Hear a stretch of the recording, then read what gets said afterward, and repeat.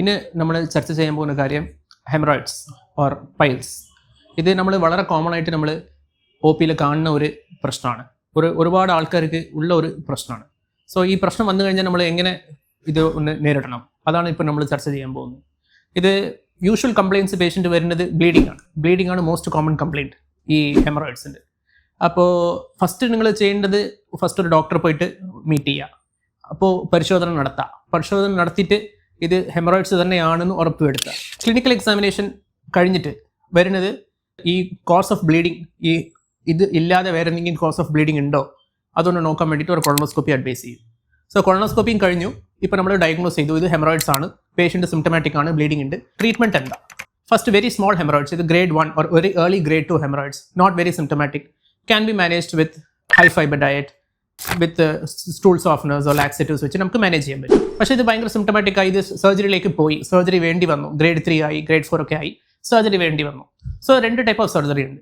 ഇപ്പോൾ നമ്മൾ വളരെ കോമൺ ആയിട്ട് നമ്മൾ സോഷ്യൽ മീഡിയയിലൊക്കെ കേൾക്കുന്നത് ഓപ്പൺ സർജറി ഉണ്ടായിരുന്നു മുമ്പ്, പക്ഷേ ഇപ്പോൾ നമ്മൾ കേൾക്കുന്നത് ലേസറാണ്. Laser surgery for haemorrhoids. Laser surgery for haemorrhoids is now becoming very commonly performed ഒരു പ്രൊസീജിയറായിട്ട് മാറിക്കൊണ്ടിരിക്കുകയാണ്. സോ എന്താണ് ഈ ലേസർ സർജറി? സോ മുമ്പല്ല ഇപ്പോഴും നമ്മൾ ചില പേഷ്യൻസ് നമ്മൾ ചെയ്യുന്നത് ഈ ഹെമറോയിഡൽ മാസ് ഇങ്ങനെ ഒരുപാട് വലുതായി കഴിഞ്ഞാൽ അത് നമ്മൾ കട്ട് ചെയ്ത് മാറ്റും. സോ അത് ഒരു ടൈപ്പ് ഓഫ് ട്രീറ്റ്മെൻ്റ് ആണ്, ലൈഗേഷൻ എക്സിഷൻ എന്ന് പറയും. പക്ഷേ അതിനുള്ള ഡിസ്കംഫർട്ട് ഒന്ന് കുറയ്ക്കാൻ വേണ്ടിയിട്ടും പേഷ്യൻ്റ് വന്നിട്ട് റിട്ടേൺ ടു നോർമൽ ആക്ടിവിറ്റീസ്, ഒരു ഏർലി ആയിട്ട് നോർമൽ ആക്ടിവിറ്റീസിലേക്ക് വരാൻ വേണ്ടിയിട്ടും ഇൻട്രൊഡ്യൂസ് ചെയ്തതാണ് ഈ ലേസർ ഹെമറോയിഡോപ്ലാസ്റ്റി എന്ന് പറയുന്നത്.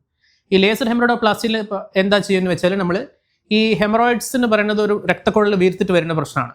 അപ്പോൾ ഫസ്റ്റ് രക്തക്കുഴൽ ലൈഗേറ്റ് ചെയ്യും, അതിന് ശേഷം അവിടെ ലേസർ വെച്ചിട്ട് ആ ഉള്ളിലുള്ള ബ്ലഡ് സർക്കുലേഷൻ നമ്മൾ കരിക്കും. ബേസിക്കലി നോക്കുമ്പോൾ വലിയ മുറിവുണ്ടാവില്ല, പോസ്റ്റ് ഓപ്പറേറ്റീവ്ലി ഡിസ്കംഫർട്ട് വളരെ കുറവായിരിക്കും.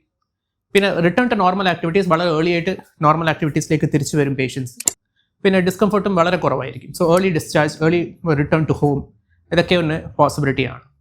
സോ പേഷ്യൻ്റ് വന്നിട്ട് ഒരുപാട് വലിയ ഹെമറോയിഡ്സ് അല്ല, grade 2 grade 3 ഒക്കെ ആണെങ്കിൽ ഓൾമോസ്റ്റ് എല്ലാ പേഷ്യൻസും നമ്മളിപ്പോൾ ലേസർ ഹെമറോയിഡോപ്ലാസ്റ്റിയാണ് നമ്മൾ ചെയ്യുന്നത്.